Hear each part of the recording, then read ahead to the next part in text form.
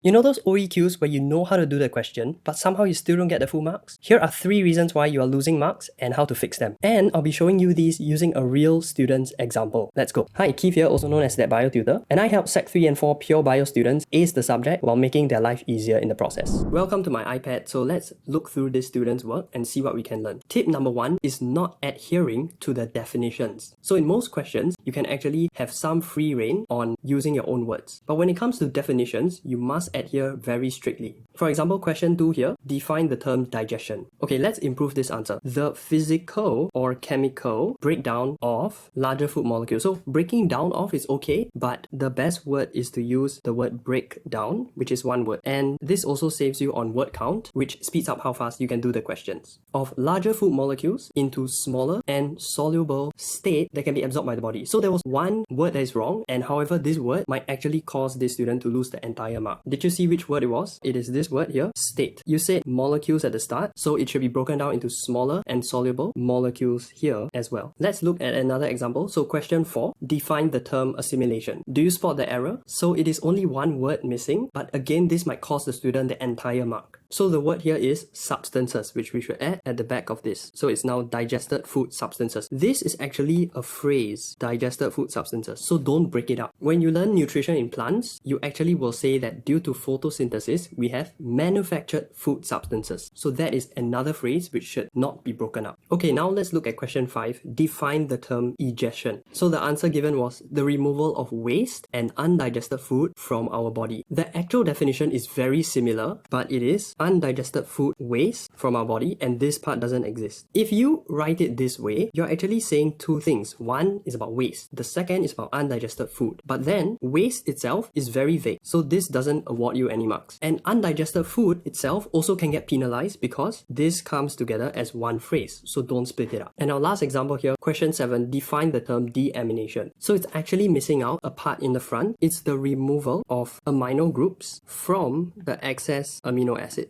So if you leave out part of a definition, you might not get the full mark altogether. So in summary, always stick to your definitions strictly. Don't give the marker a chance to deduct your marks. Now, reason number 2 why you're losing marks, even though you know the answer, is due to lack of precision, leading to apparent misconceptions. So you might actually not have a misconception, but the way you phrase things makes the marker think you do, and then they might not award you the mark. So for this, just look at the first line and see if you can spot the mistake. When there is light, chlorophyll in the gut cell would photosynthesize. Now that's not accurate, because chlorophyll doesn't do anything on its own. It is chloroplasts that photosynthesize. You see, chlorophyll is just this molecule, which when light hits it, it will absorb energy, and then this energy will later be converted into chemical energy in the form of glucose. But that requires a whole series of other enzymes, not just chlorophyll molecules itself. So on its own, chlorophyll cannot photosynthesize. Now the third reason, and probably the most common reason, is a lack of elaboration. If you don't explain your points well enough, the marker will not give you that 1 mark, which is very sad because your whole entire answer may all be correct concepts, but you can end up with 0 marks. So let's look at this question. How are red blood cells adapted for their function? It's 3 marks, so you need to give 3 points. And for each of these points, you will link a feature of red blood cells to how it benefits the red blood cell. How does it help it do its job better? Okay, with that, let's look at this example. So red blood cell has biconcave shape, that's correct. Increases surface area to volume ratio, again it's correct. But then the explanation cuts short there. We haven't linked it yet to how does this benefit the red blood cell in doing its job. So we'll need to add for faster diffusion of oxygen in and out of the red blood cell. Okay, the second feature this student gave is that red blood cells do not have a nucleus, that's correct. So it can store more hemoglobin. So we don't need that S at the end. But again, this wasn't explained well. What we can do is we can say, so the red blood cell will have more space to store more hemoglobin. And how does this benefit its job? So it can carry more oxygen. Now that is a good second point. The third point is that it is flexible, that's correct, to squeeze through capillaries. But it would be even better if you said that these are tiny